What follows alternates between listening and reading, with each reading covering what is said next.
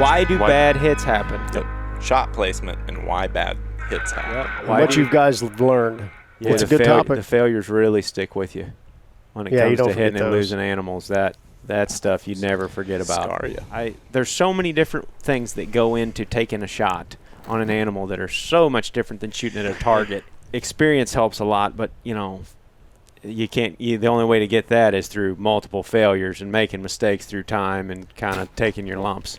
Well, I heard somebody referencing squirrels. Maybe it was Ted was talking about shooting squirrels, and that's kind of how I came up hunting. Yeah.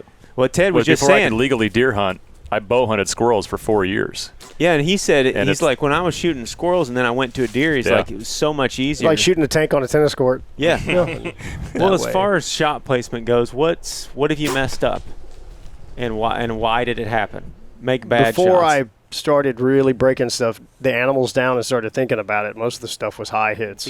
I really picked this apart. I was telling you, when I first started seriously pig hunting, I zeroed at 17 on flat ground. And it was good to 20, 22. If they dropped, the arrow was not already high. Mm-hmm. So it took that little delta of 2.5 inches high that could possibly occur, plus shooter error. And for what you all do, it's just the fact that you have a very high percentage chance. If you're above 15 feet of introducing the scapula into a shot that was never supposed to hit the scapula, because the deer does it. The scapula only goes down. They're not jumping up. If they went like this, it would open up like a scissor, and it would be humongous kill zone, in the vital V. When they buckle and go down, the humerus comes up, and the shoulder blade goes down, and you never intended it for it to be there. And then it's whack. You were aiming, basically going to hit rib cage, and then all of a sudden it's there. And then you add rotation, which it is not common. If you really slow your videos down, it is not common for them to just drop. They're generally doing both. So they're either spinning or rolling. And if you'll really look at your exit holes, there's a lot of times you shoot out of a tree stand and they're horizontal like you shot on the ground because the deer went like that. Yeah, they rolled away. Yeah, they roll away and it looks like it's a horizontal impact on the ground. I've seen multiple from the ground that have gone in. And the exit's high. Mm-hmm. Yep, absolutely. The ones that you hit and lost, the majority of the mistakes were high. They were high. And I didn't understand how low you got to shoot those guys. Right, you got your aim point, and then they move. And they move an amount, but you don't know exactly how much. When that video goes up of this pig hunt, there's going to be people to see your shot and go, there ain't no way that's right. It is so low. We filmed the entry exit on that one, right? Yeah. I mean, it went through very little actual body cavity. Right. Mm-hmm. Pig went 100 yards, incredible blood trail, whereas the one you hit a couple last year, most people would think, perfect shot, mid-body height, angling down, and couldn't find that pig. It was just too high. The aim point just wasn't shoulder blade caught that correct. Caught that shaft. Mm-hmm. That's stopped it. And I guess one thing I do think is important to mention.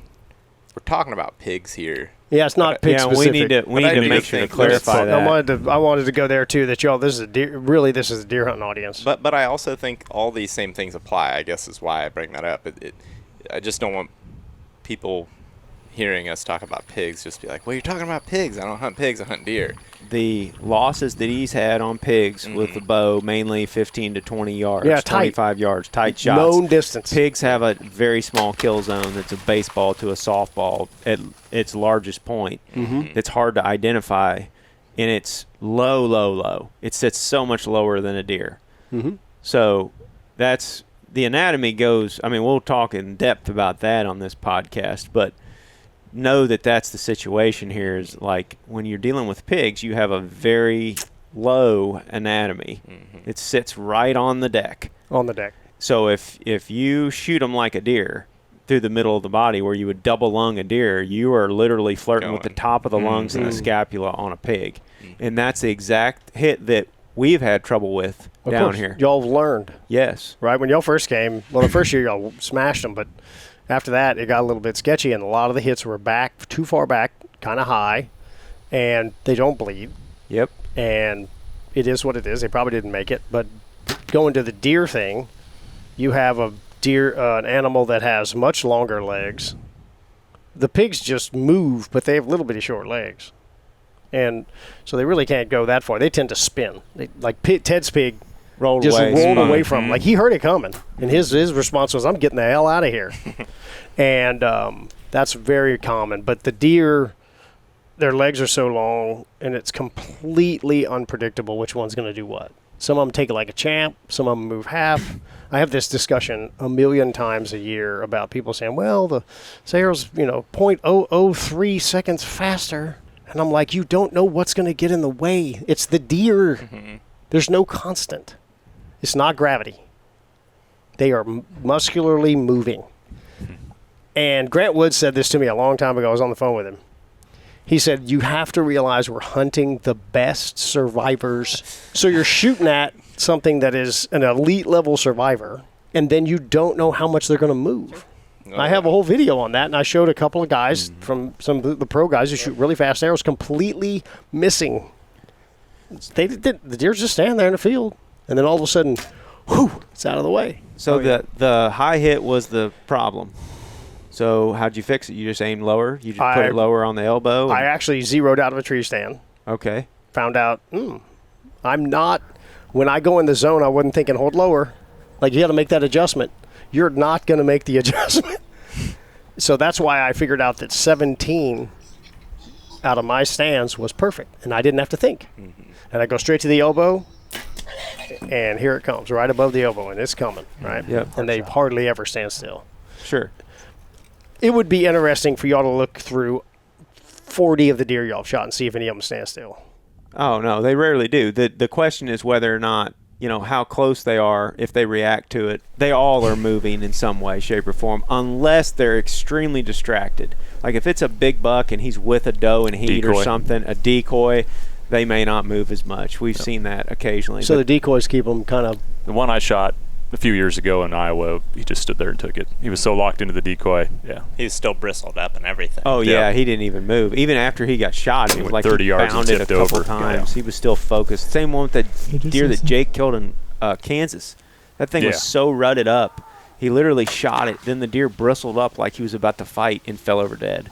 Yeah. The one you shot with Ted with the decoy, you shot at him again? Oh yeah, he ran off like 35 yards and turned around and looked back. And he didn't know what the heck even happened because he was coming at a decoy. Mm-hmm. He that arrow had pretty much went all the way through him at that point. Yeah. Mm-hmm. So it's majority of them though are moving. Majority. Yeah, that's does are real bad. Oh, does are super They're hard jumpy. to hit. They're hard to hit square. They're hard to hit square. Fast moving. But I'm interested in the thought process and your psychology of how to fix the problem, because everybody's got all of these fixes out there in the archery industry that are always, you got to shoot back tension, or you got to learn to shoot a bow this way, or you got to do this, or you got to do that. And I just find that sort of blanket general advice to not be helpful to everybody. Like, one guy that's suffering from target panic really bad, you could help him a bunch. But then I don't use that. That doesn't work for me. I listened to Paul Medell the other day talking about elk hunting. Guys killed 80 elk with a bow, and he's like, I don't do any of that. He's like, I don't do any back tension stuff. He's like, I'm hunting elk in deep dark timber, and I'm calling them in, and I get half a second to shoot them in a gap of a tree at 8 yards. Mm-hmm. It's the size of a basketball. I don't have time to sit there and squeeze my shoulder blades together. Mm-hmm. It's like, I punch the trigger, and I kill Most them. people shooting animals are punching the trigger because you got to shoot when you got to shoot. So yeah, that's my thing. That's why I'm going too far down the tunnel here. But I would like to hear the thought process from each individual that has had failure and then had success, and how in your brain did you fix it? Because everybody's personality is different, and the way people react and think is different, which we're going to get into. So he I has understand ice in his veins. Yeah, right. I get really freaking fired up. No, he's buck beaver ridiculous. Bad. Yeah.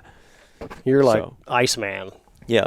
The first thing you have to realize about yourself is you probably think you're better than you are. Yep. And it's way better to just address that, get that out on the table, right? Yep. So there are people who are elite level. I have a friend who you go 3D shooting with him, and you're like, come on, dude. Put hair in front of him.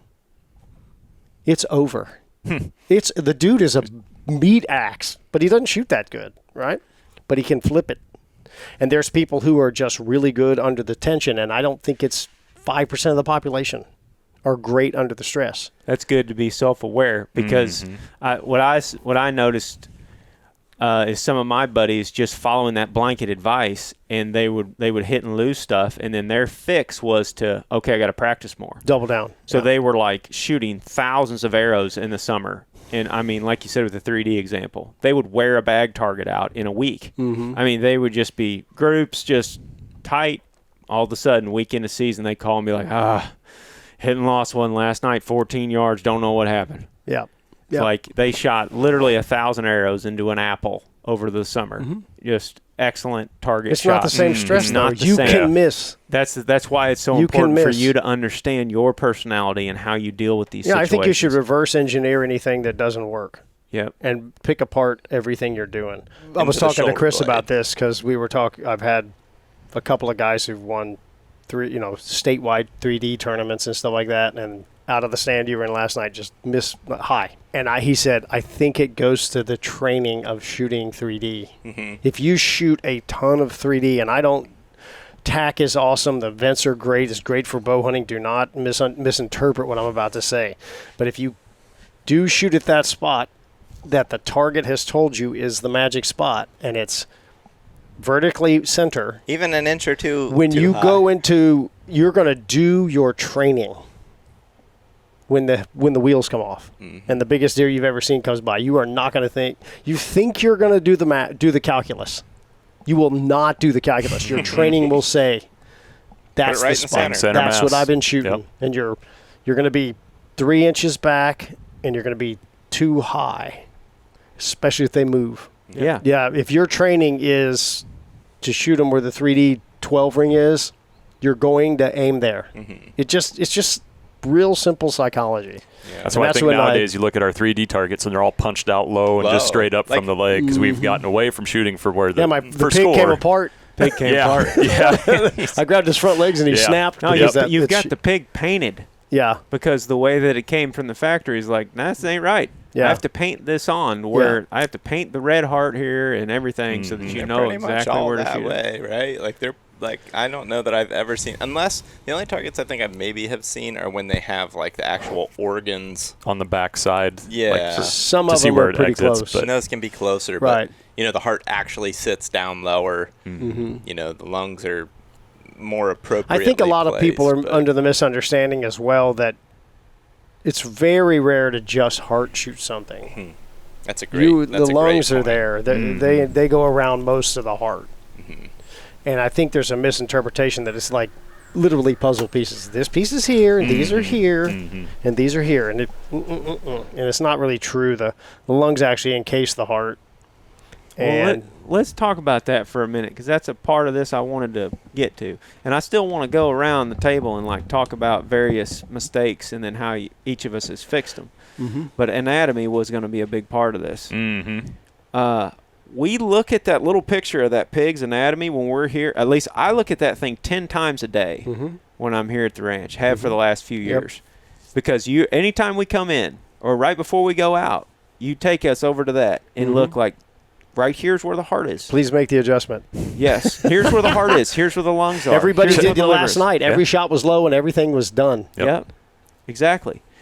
And it is not where, like, it is in such a weird place that you can't just look at it once and be like, okay, I'm good, I'll aim there. You have to look at it and then go outside and shoot at a pig target and visualize where those organs actually are.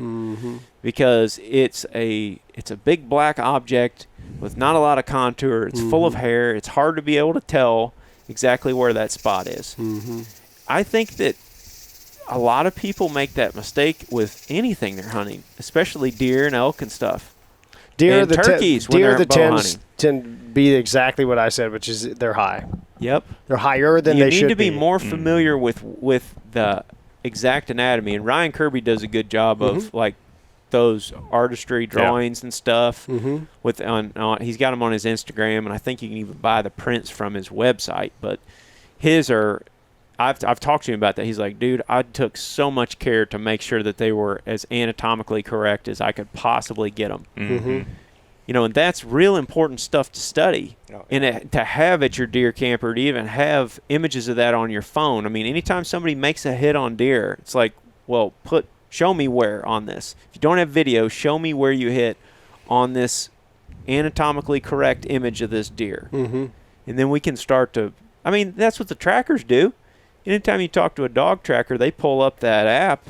With the grid? Yes. And they say, where on this grid did that arrow hit? Mm-hmm. Because I have to know which organs you potentially could have impacted. Yep.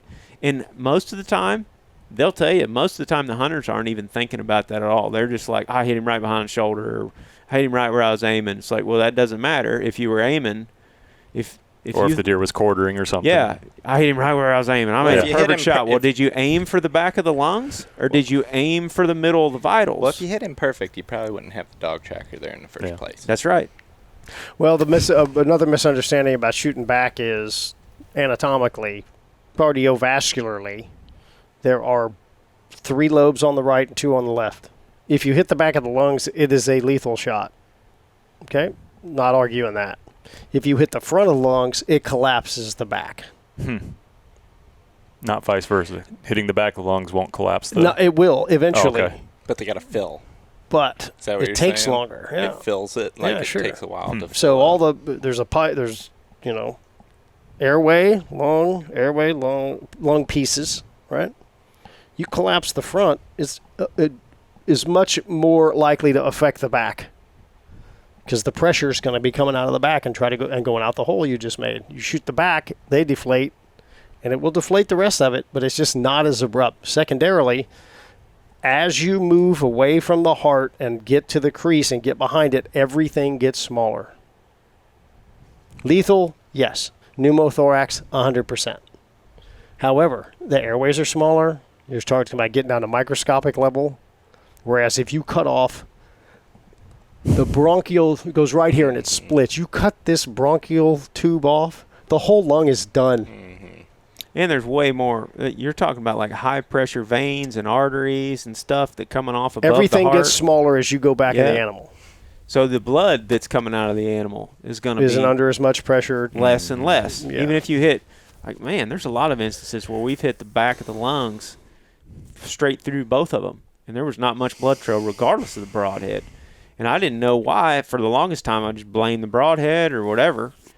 It's just because there ain't as much blood pressure back there, and the deer's got to fill up. The pipes back there are small. Yep. You've got 1/4-inch tubing for like your yard for a drip system, or you've got 1-inch main feed, and it walks down, and that's how you keep the pressure up. It's just like a plumbing system. Yep. And you walk the pipes down, and you can keep your pressure up over distance. It's the same thing. Yep. It's exactly the same thing.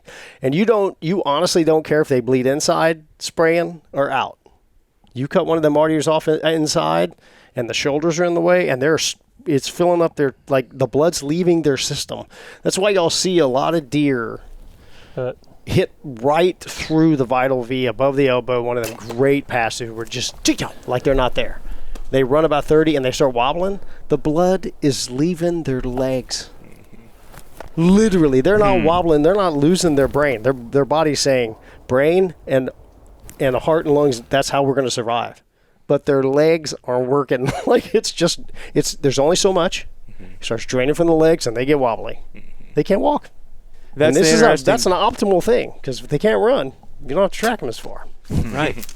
And it's farther forward on deer than what what you practice when you're a kid. Like you said with the 3D target a while ago, most of those targets are set up to shoot the back of the lungs, essentially, on a deer. What struggles? If in the past, we've all made mistakes, so yeah, we're going to go around and mention all of them. Pretty much the same thing as everybody else has had, with most whitetail hunters have, is hitting deer high when they first started out hunting. That was my issue. Aim point was mid height on the body cavity, and not accommodating for drop, which there wasn't as much talk back then about deer jumping the string. So I was just aiming where I'd learned to shoot at 3D targets, where it felt most comfortable to put that pin as right behind the shoulder, halfway up, because you feel like you've got the most room for error right there.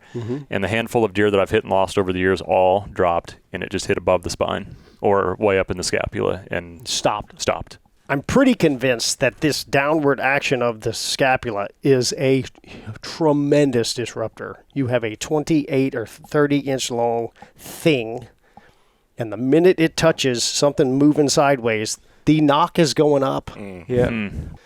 but I think it's much more disruptive than we realize. Yeah, there's other forces moving at the sides. It's got something moving straight opposite, perpendicular to the travel. And I just think, I mean, do you think about that? It's going to hit meat first. That's pretty rubbery. And then all of a sudden it hits a bone, but the bone's moving. I think that's the solution, and then a really efficient broadhead platform that isn't real wide. But as Dr. Ed says, got to test it. Right? Yep. So it's all theory, except for I've broken a lot of stuff with heavy stuff. Sure. So that's all anecdotal. Yep. Need to figure It out how just to said test I it. did that, and I'm starting to shatter things. So, okay, it doesn't prove anything. Your camera would be awesome to make something and just watch the arrow. I'd love to see it come in real slow and see how much the knock just goes. Yep. I bet it's wicked. Oh, yeah, and even on a stationary animal. Oh, we like had those it's- shafts just doing crazy flexing stuff. on Just shooting because it's hard not bows. hitting something flat, it's impacting a rounded bone or a rib that's curved or whatever. Like, well, how'd you fix that? Same way we're talking about? You started aiming lower. Just at the understanding over time what was going on, realizing that I had a pattern of, like I said, the handful of deer that I hit and went to lost. your training. They were all in the same spot, all high. It's like, well, just forcing myself to aim lower. 100% will help. And some of the times it comes down to actually aiming off of the deer or aiming on the very body line. A buck that I shot in South Dakota a couple years ago, and I think a lot of it just comes from experience. Like being able to read the situation. The buck comes in, I rattle him in at 23 yards. He comes in alert. So I held my 20-yard pin for a 23-yard shot, flush with his body line straight up from the leg. And he ducked right into it, and it took the top of his heart off. Did all this. I showed all this in the video, and we can show this over the top of what we're talking about now. But had I aimed where I used to, it would have been a high hit, non-lethal, above the spine. Yeah, or Deer's bad gone. blood trail But- and 200 yards, he's dead, and the buzzards to get him. Yeah. So That's a lot of calculus. it is. You did a lot of calculus, like you said. But and that's there's- it's the body language thing. It's It the was body like language the thing. decoy Yeah, thing we talked about earlier. You asked about how many of the deer moved that we shot at. Yeah. Well, the decoy at the same distance, same shot, broadside deer, 23 yards, whatever. Or it was close anyway to that. No, it was like distance. 23, 24. Yeah. Different situation, because that deer, the buck is coming in bristled up to the decoy. He's not alert. He's not paying any attention. So Greg just aims dead on, and you smash that one. Yep. This deer, alert. Different situation. Aim point was almost off of the deer. It was right. It was flush with the body line, straight up and down with the leg, and it hit right in the vital V. The decoy buck was a vital V shot, but I aimed pretty much dead on for that. Yep. So a lot of that just comes down to experience of Read the of body reps. language of the deer. Y'all have so many challenges that I see. I see so many public hunts, and I see the elk stuff, and I see the stalking stuff. Those 1/4 and 2 shots are terrifying, because that angle on the crease, if you hit on the crease on a 1/4 and 2 shot, you one lung something. Yeah, It is it's very hard to pull forward. My and say, cousin shot that elk a couple years ago, and as soon as he shot it, he hit it through the V.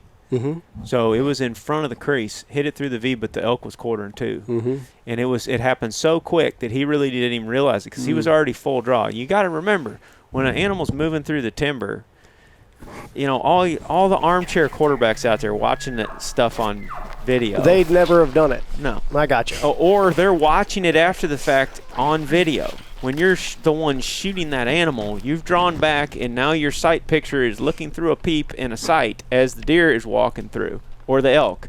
It walks into an opening. There's the spot I want to hit. Got to shoot now. It's away.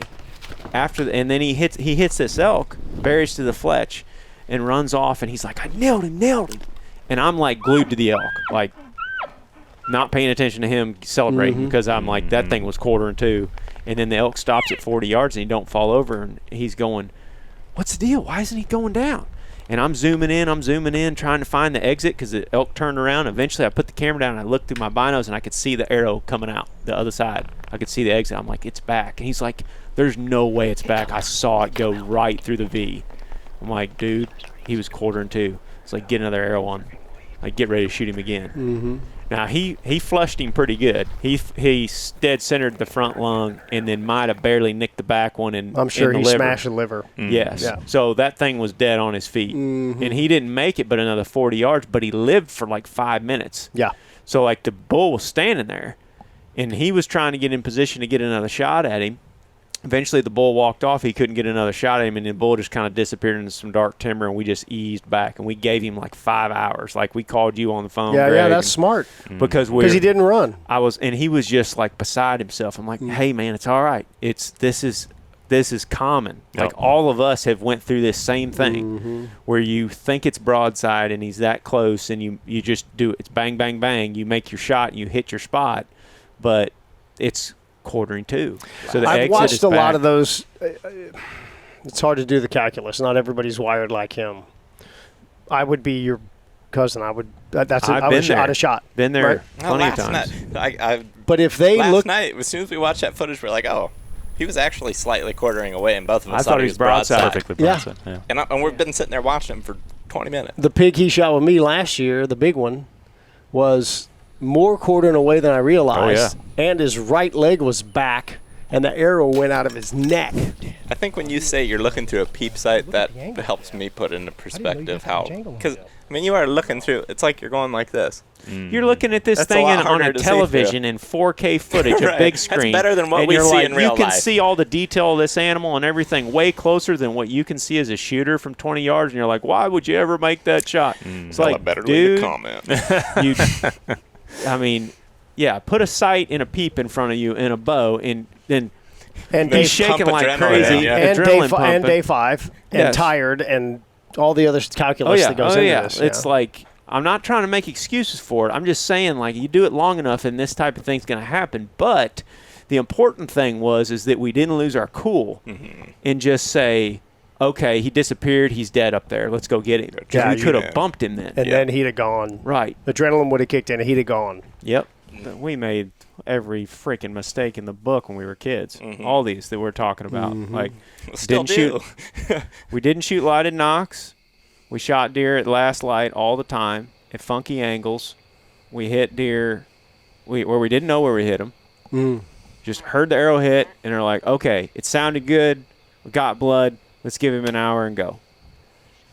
We lost him doing that. I mean, that's what I'm thinking about is like we lost him. Number one, we didn't know where the arrow hit. You can fix that by putting a lighted knock on to a degree. You can fix that by filming your hunts to a degree. Yeah, absolutely. Everybody should be running an iPhone on a selfie stick. Yep. And open the frame up and just capture it. You can look at it later. It doesn't have to be perfect. Doesn't have to be cinema quality. Also, You wouldn't believe how far off your head is when you see the arrows hit them. You're like, oh, wow, that is not exactly how I remember it. The track and dog guys say they lose a lot of them that are shot at the very first light or very last light because you just can't see the You can't details aim. on the animals. You can't aim as well. It's still possible to kill them. Yep. But Branches in front that you couldn't more see. things happen then that It you just definitely happened are out of your control. and- When I was growing up, I fought forcing shots. I would hunt, and then a big buck would show up, and I would get so jacked up and nervous and draw back, like, oh, he's going to bust me at any minute. He's going to bust me, whatever. I got to get an arrow in this thing. I got to shoot this thing. This is my opportunity, you know. And the ones that I lost, I was forcing things. And I was going outside of my comfort zone. So today I'm a big proponent. I'm a big fan of shooting close. I don't care about targets, but I want the setups to be close. Yeah. I want the opportunities to be close, much closer than what I practice. You have control over your setup to a certain degree. And if you can start putting yourself in a situation where you've got close range opportunities and passing those marginal ones, your percentages go way up. 30 plus, I don't like it on whitetails. I just anymore, if we get in a spot where I'm picking a tree to set up in and I'm looking at the trails or the scrape or the spot where I'm planning to shoot them, and it's taken a long time, but I'm slowly improving on that. Like visualization aspect. Like when I'm scouting these spots to hunt, I'm thinking about how is the deer going to approach this, and where is he going to be when I'm going to shoot him, and which position is he going to be in before it happens. Like walking the trail next to the tree. Does that trail slightly quarter towards the tree? Because from the tree, it may look like he's coming in broadside, when in reality, he's slightly quartering to me. Mm-hmm. Does the trail slowly veer away from the tree? And is he going to slowly give me a more of a quartering away shot as he comes past? I just find myself getting greedier and greedier about the shot every year. People give me a lot of grief about that in the comments, too. Greedier about how slam dunk of it is? Yeah, people give me a lot of grief. They're like, oh, Aaron never shoots, nothing's ever good enough for him whenever a deer comes in. It's like, dude, I've lost him. Yeah. I've lost him forcing this crap. I don't think there's anything wrong with that. I think people that are giving you crap for that are probably too reckless. I'm not flinging at them. I mean, when the ones I'm killing, I know they're dead before I shoot.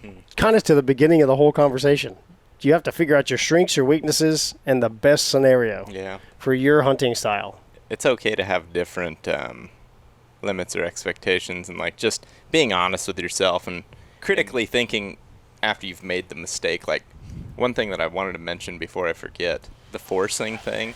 I've never actually felt like I forced one that wasn't chip shot range. When I've forced it, it's because it's too easy and it's happening fast, and I, like you're saying, I'm worried that it's almost like it's too close, and I'm worried he's gonna bust me, and I'm just like, and I don't settle the pin. So like I was kind of making fun of the shot process thing in your head, and I regret that. I wish I wouldn't have, because for some people that does work. Like absolutely. And for me, I guess in defense of that too, I do have a shot process. It's just take your time, settle the pin. I will sit there as stuff's about to go down. If I'm not saying that in my head, I'm way more likely to get. I mean, I think the last one that I shot and hit too high was in Minnesota. It was 18 yards. I stopped the deer. He was looking right in our direction. It was very early in the morning, like the first 10 minutes of legal light. Had grass, like, kind of in between me and him, and I just floated the pin on him. 18 yards. I mean, take me out there and I'll hit a spot that big at 18 yards every single time on the target. But in the heat of the moment and all those weird variables, I just floated it on him and shot, and it ended up being just high enough that it was not lethal. Guy ended up shooting him in rifle season and sending me a picture later. Mm-hmm. I sometimes get scrambled and the adrenaline kicks in, and I just don't take that extra second. And it's more important to do it with a bow than it is a gun. 100%. 100%. You have no margin for error. Not much. That's been a big part of my mistakes, is just not taking that extra lock-in step. Mm-hmm. We need to talk about brush, and then we need to talk about knowing your equipment and what it can and cannot do. Mm-hmm. Because I feel like I lost that big elk a few years ago because of brush. We called him into 8 steps frontal. He bugled right before I shot. So once he started bugling, I'm like, oh, I can bury this thing. Like I got another 2-3 seconds. So I put it right on him, and I was shooting through a little cedar bough, and I'm like, I can do that. I can get away with that. Not knowing for sure if I could. I just was overconfident in that moment. And I shot, and that deflected the arrow, and I lost him. And since then, we did the video last year, or year before last, about shooting through brush and how it alters your arrow path and all that. Since then, I've really been thinking about that a lot more, because it can deflect it. Even the smallest amount of stuff can deflect it.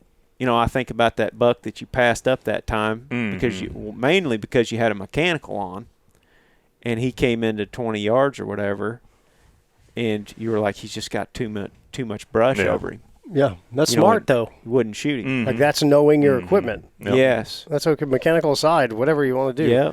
But you knew it was probably going to deploy in the grass, and then that would be haywire. That's the thing where I want people to learn from that, though. I mean, experience is true. You have to get experience and go through the hard knocks of this crap to be able to understand your mistakes and improve from them. But I'm hopeful that some people can watch these mistakes that we've had and learn from them so they don't end up in the same situation. Because when I lost that elk, that was hell for me. Luckily, he was alive and fine a couple days later, and then my spirits picked back up and was able to go on with the hunt. But the lesson, though, from that is get in position to kill the animal. Mm-hmm. leave the rest be damned. Mm-hmm. If you spook him, and it sucks, and you're going to be But miserable. by golly, but you are get not, over it and you hunt another day. You keep going. Get to the position where you plant your feet or your butt or whatever it is in that spot, and you're like, all right, I'm gonna slam I can dunk see this. him dying here, or I can see me shooting him here. This is going to work. Mm-hmm. And when you have that confidence and it does work, that's when you kill him. Mm-hmm. And all I had to do was get in front of Cody. I mean, it's a spot from me to that couch. All I had to do was crawl over Cody and be like, get out of the way. You know? Yeah, right. And stand up right in front of him. I just shot him frontal from me to the TV. Yeah. With him bugling in my face. It would have been prime. You know, and I killed the one a week later, frontal, 22 yards. Yep. He was bugling, did the same exact thing. And when he started chuckling, I'm like, oh, I got all the time in the world. Except he was in my lane that I had already rehearsed for. Mm-hmm. And zipped him. Perfect. Yeah. But it's that brush will drive you nuts. It is just crazy. The final move, the get in the kill spot, it is just so important, because there are a lot of times when you look back to situations, whether, like, I guess for us too with filming, it's like whether it was you or the person you're filming, it is a lot of times just not getting that extra little step or being too hesitant. I know that happens a lot in ground, like when you have ground hunts where you have the ability to move, whether it's deer, elk, turkey, antelope, doesn't really matter. If you have the opportunity to move, just get where you believe in, risk it. Yeah, right. And turkey, it's a little easier because they're only this big. But you get a big old elk coming through, and it's a little bit harder to like make that move. But I don't know. I that is a really good point. Like just making that final little bit of movement, or like even if you're in a saddle, for example, if you know you're going to have to actually turn all the way back around, like just do that before it gets to that point, instead of being like, oh, he's 8 yards, but I'm doing this. You know, Yeah. I'm sure you can be. It's not a good place to be about ready to execute a shot and thinking, oh, I should have Right. been up here just a little bit. Like that's in the back of your mind. That's surely affecting your shot process and probably your not. confidence. And You're probably not saying settle the pin or aim low, settle yeah, the pin. thinking, you know, oh man, I take should time. have moved up. I should have done this. Yeah. Yeah. Can you think of any other mistakes that you've seen that sort of repeat themselves through time? People rushing their shots for sure. The big thing I was thinking about is,